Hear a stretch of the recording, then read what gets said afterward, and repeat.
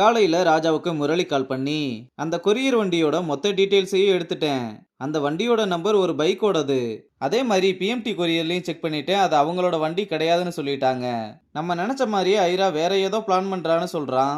ராஜாவோ சரி நீ ஸ்டேஷனுக்கு வந்துருன்னு மறுபடியும் தூங்கலாம்னு போனா சத்யா வந்து, அப்பா மணியை பாரு இன்னைக்கு அம்மா கிட்ட மாட்டிக்கிட்டேன்னு சொன்னதும் வேகமா மூஞ்ச கழுவிட்டு வந்து பெட்ஷீட் எடுத்து மடிச்சு வச்சுட்டு குளிக்க ட்ரெஸ் எடுக்கலாம்னு போனா உள்ள அவனோட ட்ரெஸ் எதுவுமே இல்லைன்னதும் நீலாவை கூப்பிட்டுக்கிட்டே அவளோட ரூமுக்கு வந்து பார்த்தா அவனோட திங்ஸ் எல்லாமே அங்க இருக்கத பார்த்துட்டு அப்படியே மேல பார்த்தா யூனிஃபார்ம் பக்கத்துல ராஜாவும் நீலாவும் ஒன்னா சேர்ந்து நிக்கிற மாதிரியான போட்டோ மாட்டி இருக்கத பாக்குறான். அப்ப நீலாவும் அவ கல்லு போட்ட ஜார மீன் தொட்டியா மாத்தி ரூம்ல வைக்க ஒரு வழியா இவங்க ரெண்டு பேரும் ஒன்னு சேர்ந்துட்டாங்க. அப்ப சத்யாவும் வந்து பார்த்து என்னை விட்டு என்ன பண்றீங்க, இருங்க நானும் வரேன்னு அவளும் வந்து கட்டி பிடிச்சுக்கிறா. ஆனா எல்லாரையுமே ஒன்னா சேர்த்து வச்ச தலைவன் முரளியை மட்டும் கடைசியில கலட்டி விட்டதுதான் மனசு கொஞ்சம் கஷ்டமா இருக்கு.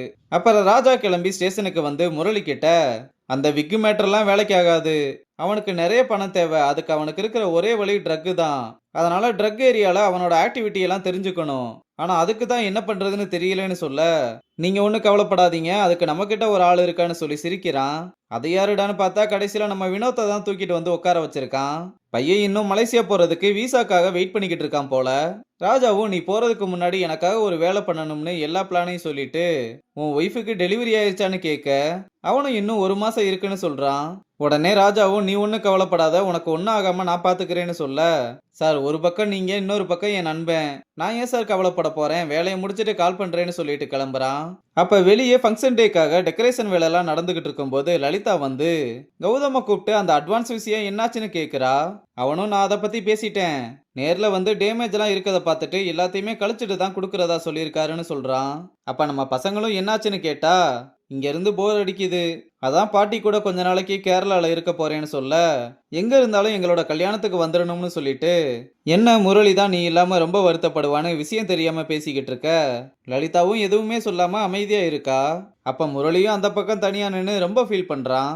அங்க கட் பண்ணா வினோத் ஒரு கேங்கு கிட்ட வந்து, என் ஒய்ஃபுக்கு டெலிவரி ஆக போகுதுன்னு அதுக்காக கொஞ்சம் பணம் தேவைப்படுது, முன்னாடி பைக் பெடலிங் பண்ண மாதிரி ஏதாவது வேலை கொடுத்தீங்கன்னா நல்லா இருக்கும்னு சொல்ல, இல்லடா அன்னைக்கு நம்மளால ஒருத்த மாட்டினதுல இருந்து அதெல்லாம் பண்றது இல்ல, ஆனா இன்னைக்கு நைட்டு ஒரு வண்டியில ஐகோல்டு மூட்டையெல்லாம் ஏத்த வேண்டி இருக்கு, 5000 ரூபா வேணா கொடுக்குறேன் வரையான்னு கேட்க, உடனே வினோத்தும் ரொம்ப சந்தோஷமா சரின்னு சொல்லிட்டு இங்க ராஜா கிட்ட வந்து விஷயத்த சொல்ல, போர்டுல ஐகோல்டையும் ஆட் பண்ணிட்டு இந்த ஐகோல்டுனா என்னவா இருக்கும்னு யோசிச்சுக்கிட்டு இருக்கும்போது கமிஷனர் கால் பண்ண, தனியா வந்து அவர்கிட்டயுமே பிளான் எல்லாத்தையுமே சொல்றான். அவரும் அப்ப நான் என்னோட டீமை ரெடி பண்ணி வைக்கிறேன்னு சொல்றாரு. அப்புறம் ராஜா உள்ள வந்து இந்த தடவை ஐரா மிஸ்ஸே ஆகக்கூடாதுன்னு ஜீவாவை சலூன் கடையை வாட்ச் பண்ண சொல்லிட்டு ஸ்பென்சி ஐரா வீட்டை வாட்ச் பண்ண சொல்றான். அப்புறம் வினோத் கிட்ட அவன் டீமோட கிளம்புனதும் லைவ் லொகேஷனை ஷேர் பண்ண சொல்லி அவங்கள அனுப்பிட்டு முரளி கிட்ட இன்னைக்கு நடக்க போற சம்பவத்துல தான் உன் ஃபியூச்சரும் என் ஃபியூச்சரும் இருக்கு, அதனால இதை ரொம்ப கேர்ஃபுல்லா டீல் பண்ணணும்னு சொல்றான். அப்ப நைட் ஆனதும் அந்த கேங்கு கிட்ட வினோத் வர நேக்கா அவங்கிட்ட மொபைலை வாங்கிட்டு எல்லாரோட மொபைலையுமே ஒரு கவர்ல போட்டு பைக்கை இன்னொருத்தனை எடுக்க சொல்லிட்டு அவனை வண்டியில ஏத்திட்டு கிளம்புறாங்க. இங்க ஐரா பொண்டாட்டி கூட ரொமான்ஸை போட்டு ஜீப்ல கிளம்புனதும் ஸ்பென்சி ராஜாவுக்கு கால் பண்ணி ஐரா வீட்ல இருந்து கிளம்பிட்டான்னு சொல்ல அவன் பின்னாடியே ஃபாலோ பண்ண சொல்றான்.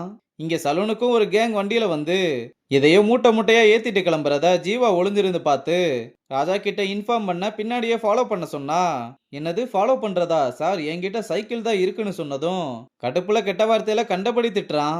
அப்ப ஸ்பென்சியும் கால் பண்ணி ஐராவை சிக்னல்ல மிஸ் பண்ணிட்டேன்னு சாரி கேட்க, இவங்க ரெண்டு பேரும் வண்டியை மிஸ் பண்ணிட்டாங்க, வினோத் கிட்ட இருந்து இன்னும் மெசேஜ் வரலன்னு ராஜாவுக்கு பைத்தியமே பிடிக்குது. அப்ப வினோத் வண்டியில போய்கிட்டு இருக்கும்போது அர்ஜென்டா யூரின் வருதுன்னு வண்டியை நிப்பாட்ட சொல்லி யூரின் போற மாதிரி வந்து ஸ்மார்ட் வாட்ச் மூலமா லொகேஷனை ஷேர் பண்ணதும் அதை ராஜா பார்த்துட்டு கமிஷனருக்கும் வேகமா ரிப்போர்ட் பண்றான். இங்க பசங்களாம் ஸ்பாட்டுக்கு வந்து எடுத்துட்டு வந்த லோடெல்லாம் ஃபேக்கான கொரியர் வண்டியில மாத்திக்கிட்டு இருக்கும்போது ராஜாவும் முரளியும் தூரமா நின்று இதை பார்த்துக்கிட்டு இருக்க, ஐரா அங்க வந்து சலூன் கடைக்காரனை கூப்பிட்டு எல்லாம் எப்படி போய்கிட்டு இருக்குன்னு கேட்க, நல்லபடியா போய்கிட்டு இருக்குன்னு, இன்னும் 15 லோடு வரணும், நீங்க ஒன்னும் கவலைப்படாதீங்க பக்காவா எல்லாத்தையும் பண்ணி முடிச்சிடலாம்னு சொல்றான். உடனே ராஜாவும் ஐரா வந்தாச்சு, இதான் சரியான நேரம்னு எல்லாரையுமே களத்துல இறங்க சொல்ல உள்ள புகுந்து எல்லாரையுமே போட்டு புரட்டி எடுக்க, ஐரா வேகமா வந்து இது உனக்கு தேவையில்லாத வேலை, இது மட்டும் மேல இடத்துக்கு தெரிஞ்சா என்ன ஆகும்னு தெரியுமான்னு கேட்க, அப்ப கரெக்டா கமிஷனர் வந்து என்ட்ரி கொடுக்கறான். அவனை பார்த்ததும் வேகமா போய் என்னையா முத்துப்பாண்டி, என்கிட்டயே உன் வேலையை கட்டுறியா, உன்னை செஞ்சிருவேன்னு சொல்ல பலார்னு ஒரு அறை விட்டு சைடா பார்க்கலாம்னு சும்மா கெத்தா சொல்றான். இந்த பக்கம் வினோத்தும் முரளி கிட்ட மாப்பிள எல்லாமே டோப்பியான்னு சொல்ல, அப்புறம் முரளியும் ராஜா கிட்ட வந்து ஐ கோல்டுனா தங்கம் இல்ல சார், இடுக்கி மலையில இருந்து அறுவடை பண்ண கஞ்சா, இது எல்லாத்தையும் இங்க இருந்து கடத்தி கொண்டு போய் வைசாக்ல இருந்து எக்ஸ்போர்ட் பண்றது தான் இவங்களோட மொத்த பிளானுமே. இதுல அந்த சலூன் கடைக்காரன் தான் மிடில் மேனா இருந்து எல்லாத்தையுமே பாத்துக்கிட்டு இருக்கான்னு சொன்னதும், அப்புறம் என்ன எல்லாம் முடிஞ்சதாயிரா கிளம்புவோமான்னு கேட்க, டேய் நீங்க 2 பேரும் மட்டும் என்ன உத்தமனா, நீங்க பண்ண ஃப்ராடுத்தனம் மட்டும் இல்ல, இதோ இந்த கமிஷனரும் என்னெல்லாம் பண்ணியிருக்காருன்ற மொத்த ப்ரூஃப் என்கிட்ட இருக்கு, என்ன தைரியம் இருந்தா ஏன் சோழியவே முடிக்க பாப்பீங்கன்னு வேகமா வண்டிக்குள்ள இருந்து துப்பாக்கி எடுத்துட்டு வந்து செத்திங்கடான்னு சுட வர, நெத்தி போட்டலையே கமிஷனர் புல்லட்டை இறக்கி போட்டு தள்ளினதும் நம்ம பசங்க இதை பார்த்து சாக்காயிடுறானுங்க.